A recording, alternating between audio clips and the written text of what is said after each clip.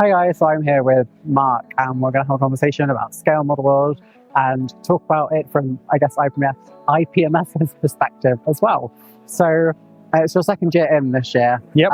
How's it been? Is it hopefully easier this year now you're a bit more familiar with it? Yes, most definitely more easier, a little bit less daunting, which is good, and kind of finding a bit more of a rhythm to it for myself personally.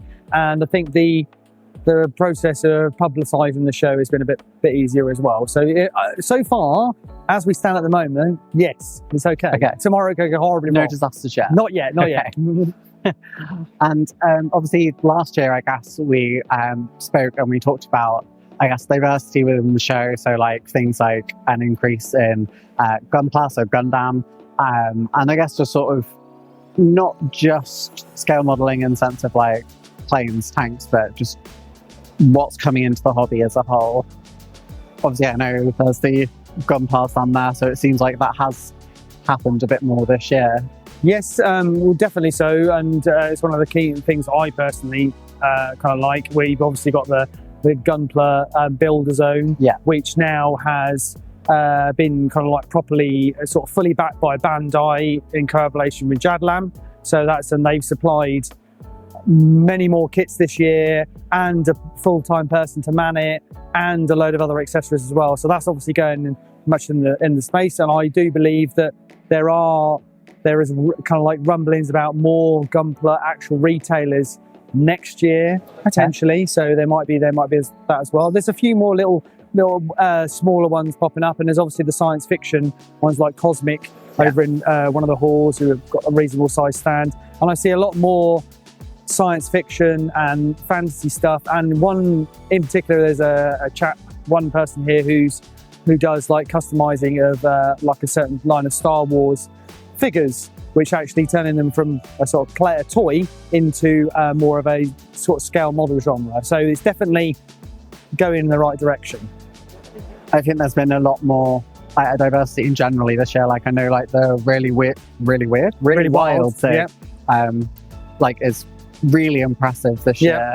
And it does seem that generally in terms of attendance, there's been, for example, a lot more women attending this year, which has been really nice to see. So it does seem like there's been a change in the overall community. Yeah, I think so. And also the fact that the kind of some of the activities I've been doing, learning from yourself as a sort of like a content creator, of actually trying to push IPMS's presence more on social media across. We now have a YouTube channel as well, and obviously our Instagram continues to build. So they're kind of like that sort of side. And also we have an official podcast as well, which is, I don't know if you've listened to that.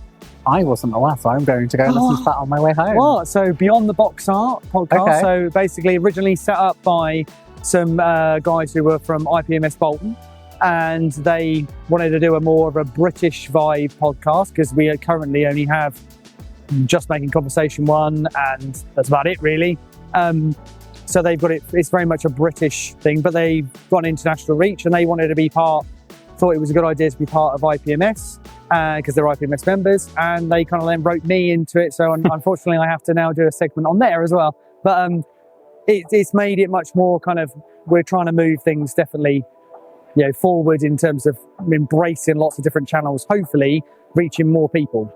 I did see them just down there, and I walked past them. What's that? But I haven't had an opportunity to stop yet. So now I know what they are. Yeah, so exactly. So I listened to on the way home. Yes. So it's been 5 years now since, obviously, whether or not I can say it on YouTube anymore because it was weird about it, but COVID happened, and the show obviously didn't take place for that year or 2 years, something like that. Yeah. And I know there was talks about like the numbers of people coming back and whether or not it was busy. Obviously last year, at least to me, seems pretty good, and this year again it seems really busy. I mean, we're 4 o'clock now and still quite a lot of people here. How has it sort of felt for IPMS? I think it's obviously, I think last year after COVID there was like a 25% drop in membership in general, and obviously there was no show, so there was 0 attendance. So now the membership has now risen back up and beyond the level it was pre-COVID, I'm led to believe. So that's a good indication about the society as a general, and obviously most of them come here. So that's quite good. And I do believe numbers are of a reasonable sort of amount of size. There have been, unfortunately, some traders that have been fallen victim to economic crisis, but we're always looking to sort of like bring other traders in from different types of genres or things like that to kind of like mix it up a bit. So in theory, everything's pointing in the right direction. If anything, it sounds like things are overall for IPMS better than they were, which is... Yeah, I think so. I mean, I wasn't pre-COVID anyway, so I couldn't really comment on it. But generally, I think just by the sheer buzz and the amount of people, and we have, if anything, we have more and more requests from clubs / branches and SIGs, and we can't fit them all in, so we have to sort of limit them to try and kind of like make sure we've got enough room for traders and other kind of like interest things as well. So I noticed, I think there's at least 2, possibly more, but I don't really know what's going on right now because it's such a busy day. Yeah. But I know there's at least a couple of content creators who kind of have their own sort of stands. I think Mac Models has one, I think down there somewhere, somewhere in the school. Yeah. Was that something that IPMS approached, or they came to you? I think they've generally approached IPMS, and I think some of it's to do with just being a bit more visible across social media, so that other content creators can see how what the IPMS is doing and realise it's something they want to be included in. I think Luke, for example, from Mac Models, has got a sort of tie-in with Beyond the Box Art podcast, and obviously that's a new initiative. And I think more of the followers on Instagram and that have realised, we've gone from like 0, just under 2 years ago, now to we're kind of knocking on the door of like 2,000 followers, and we have something like 31,000 views and interactions over the past month. So it's kind of, I think that's helped massively. And if there are any content creators out there, then obviously they are more than welcome, because I love it. It's great. I'll go message them all after. Yes, because you know them all, obviously. I know a lot. You know them, yeah. I'll go tell them they need to come next year and do their own stands. Yeah. Just have a content creator stand, We could have a content creator zone, like a lounge. Let's do they it. could have it up here. Let's do it. Yeah. I think you've kind of already approached this by the nature of our conversation, talking about changes, but obviously you're quite a large organisation, you are really present within modelling. How do you deal with feedback that you've got? Because obviously you've made changes, but how do you deal with like sort of any negative feedback you get from Scale Model World, or even positive feedback? How's it work? I mean, there's a kind of like we have a meeting after the show, not directly after the show, but as a kind of wrap up to assess what went well, what went wrong, what we can improve on. I think we improved on the kind of like the awkwardness we have with the queuing of people getting into the event last year. That was kind of something that was taken on board, and the kind of front of house setup was changed. We've obviously got a good working relationship with the Telford International Centre, so this just gets better and better. And I think negative feedback, I mean, the thing is, there's always room for improvement, and we should never like rest on our laurels, because you never know when things could come along like COVID and ruin it all. So we have to be agile. You've obviously mentioned the relationship you have with the venue itself, and like it comes up every single year, which is, will it stay at Telford? Will it move somewhere else? And I guess a lot of people, particularly people down south, who I will say already have a lot of things down south, want it to move further south. Is it for the foreseeable at least just going to remain at Telford? So we have a kind of a long run. Well, we have a contract with the venue, and I believe it's definitely on for next year anyway, because plans are in motion for 2026. And I do believe it's for the following year as well. After that, we don't know, because obviously costs are rising and costs have risen here as well, which sometimes makes things a bit difficult. But we are always looking out for alternative venues, but there aren't that many that can offer the same facilities we get here. And obviously it would be starting a new relationship with them, and it might be quite tricky, them understanding us and us understanding them. So I think at the moment it's staying in Telford, and it's fairly well central in the UK. I know that unfortunately Scottish people don't quite agree, but unfortunately I don't think we can please everybody. I mean, I'm from the south, so I don't mind coming here. So it's I think it will be, for at least a few years, it will be staying here.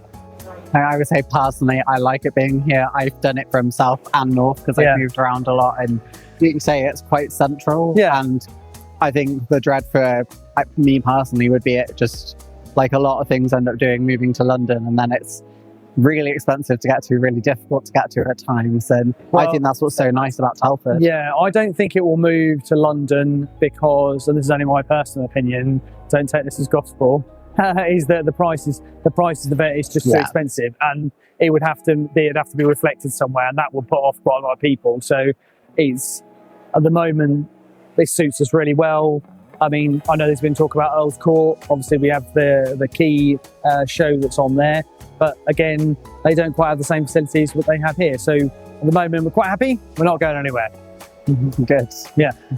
So in terms of sort of IPMS as a whole, you've mentioned obviously the podcast that's happened. You've done a lot to improve the social presence. I mean, there wasn't a lot. So when I say improve, anything was better, and you've done a good job with what's there now. Is there sort of anything further planned for sort of modernisation of IPMS? Because I know that's something that's come up in a lot of feedback, at least that I've heard previously. I think I think the next things on the list are probably the kind of membership card. That sort of digitising it for a couple of things. One's ease for a membership team. The other thing is cost as well, because it reduces the cost of postage and obviously physically producing a card. I know that's not going to be everybody's going to want to hear that, because some people might prefer a physical item. But that is one of those things, and potentially the kind of like we're trying to promote more of branches and SIGs through the YouTube channel and the podcast. So there's hopefully can try and reach out to modelers who aren't necessarily a member of a branch or the IPMS. So that's one thing. And I think probably long-term wise, probably the website needs a look at and needs overhauling, because it's our shop window. So, but that's not my department. So. I know that's one that frequently gets mentioned, because it's such a powerful tool that doesn't have the most on it at the moment. No, I think I mean, my vision would be we'd have a sort of a website that had a dedicated area for members. So it adds to the membership. You get access to content on there that's exclusively for members. And maybe in the future has things like kind of offers, etc. So that would be really cool. But whether that's, we'll just have to see how that goes. I'm excited if we get digital membership cards things. I know, I want to say it was 2 years ago, they were done digitally for a little, for that year. I think it was due to an issue with them getting sent out, and I was very happy that we had that, because I just had to bring my phone with me, and if I forgot my purse at the hotel or at home, it didn't matter. So I think that would be such a good change. The other thing, I guess, in terms of digitalization is the magazine. Obviously, I think there's something me and my partner were talking about was we both live at the same address. We both get a magazine. We don't need two magazines. You mean you don't sit there on either end of the sofa reading a magazine? No. Weirdly, we both just read it and then pass it to the next one. Okay, yeah. But I guess things like that. It's that I imagine is quite a high cost for IPMS. Is the magazine going to go sort of digital as well? There are discussions about it, and it's something that's been ongoing on the agenda. I personally would like it to be digital, or at least have an offering to have it digital or printed. I think that would be a kind of a good option. And we're fully aware of that, and I think we're just trying to balance out what the kind of need, the want is from the membership base at the moment. Yeah, I'm always aware as well about there's a difficulty of not wanting to exclude people who aren't active, technologically literate, for example. So I know it's a challenge for you of balancing that out, but I think that would be really interesting if it did happen. So even some of the more traditional, larger magazines that are, sold ones have gone that direction as well. So it's interesting if Telford IPMS does go that way. Well, I mean, it would unlock so much more and make, you could have a lot more kind of interactive features with something that's digital, which could, tie in perfectly with the likes of the podcast and the YouTube channel to kind of make it more holistic. So, but these are all things that are probably sort of more kind of future further down the line. Yeah, of course. So I know you've had, because we were talking a moment ago off camera about your day and being quite busy, and you've not had an opportunity to go around everything. Yeah. But have you seen anything at the moment, like just for you personally, that you thought looked really good or just really caught your eye? What to buy, or just to buy, or something that's built? Like either way, I guess. I mean, I was quite impressed. I mean, I was very impressed. I'm a huge science fiction and Star Wars fan, massively. You know, I grew up with Star Wars, and yeah, there's a really large Star Wars build in hall, wherever this one is. This is hall 1. Yeah, hall it's 1. always like reversed to where you go in, yeah, I get it all wrong every time. And so hall 1 is really nice, and obviously the guy I mentioned earlier about the sort of like who's taken the sort of Star Wars figures sort of side and then made it into a kind of more scale modeling thing. So those two things are something I'm really excited about. I'm super excited because I've built quite a few of the Star Wars Bandai things, and you know, I love those things. So that's the kind of expansion of that. There's quite a few. I noticed. Where was it? On one of the stands, there was a Black Pearl, the ship, which was quite cool, which was all lit up. I think it's down there somewhere. Yeah, which was quite cool. I thought that was really good. And also there was some more traditionally wise, and people in shock horror. There was an absolutely beautiful 135th Felix Stowe seaplane, biplane, which was amazing. That's all that's down there somewhere as well. I remember seeing it. So that was like superb. I mean, I love that. And so it's kind of those all either end of the scale here. So I kind of like, and in terms of buy stuff, I have purchased something from one of my favorite. I like quite a lot, which is the Land 13. Unfortunately, this is going to be their last show. I'm understood, so I bought something from them, which I like. And that's I haven't spent any money on anything else at all. I guess that's tomorrow then, is where. I don't know. I don't know. I'm not going to go bad. I tried to be quite good this year, but I bought one thing. Technically, it's for me for Christmas, so I technically have been really good. Yeah. There's always tomorrow for me. Yes, anyway. exactly. Yeah. Cool. I guess, is there anything that you wanted to share about, I guess, IPMS or anything in particular you just wanted to talk about? Because obviously this is a chance for you as well. I guess the main thing for me is obviously just about kind of, if people are watching this and they do want to connect with the IPMS and don't necessarily have to be a member, through the podcast, Instagram and the YouTube channel, because those things it's great to get feedback from people about whether they like the stuff that's being produced or they want to see certain things. So that's what key thing for me would be. Yeah, definitely those 3 outlets. Cool. Well, thank you for coming and doing an interview again this year. I am sure I will see you again next year, which will be amazing. And yeah, thank you so much for just interviewing. It's been great. Well, thank you very much. It was a pleasure. Have a good day. Cool. Cheers. Thank you. Bye-bye. A shout out goes to all of my subscribers and members, but a special shout out goes to my Advanced Kit Love members, which includes Bobby G, Bob and Genevieve Outbridge, Dafty Duck, David Barber, Jeff Dioramas, and my 2 longest subscribers at this level, Explosive Water and Crazy Locha. Thank you so much all for your support. And if you like what you've seen here today, make sure to subscribe to the channel to be kept up to date with my latest and greatest videos. And there's a recommended video here just for you. Have a good day. Love you. Bye.